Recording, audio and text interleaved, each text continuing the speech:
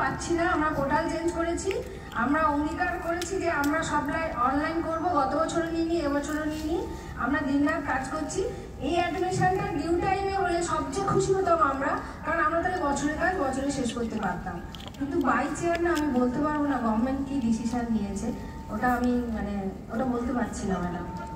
আচ্ছা, বাই চেয়ারটা আমি বলতে পারছি না, কারণ এটা আমার রেস্ট্রিকশন আছে, আমি বলতে পারছি না। না, আমাদের তরফ থেকে কি করা উচিত এখন, আমি এখানে অনেক প্রিন্সিপালরা আছে যারা, আমি কিন্তু প্রিন্সিপাল নয়, আমি জাস্ট আর কি একজন নার্সিং ডিরেক্টর হয়ে কাজ করছি একটা ইনস্টিটিউটে। আমার বয়স হচ্ছে 75 ইয়ার্স এখন।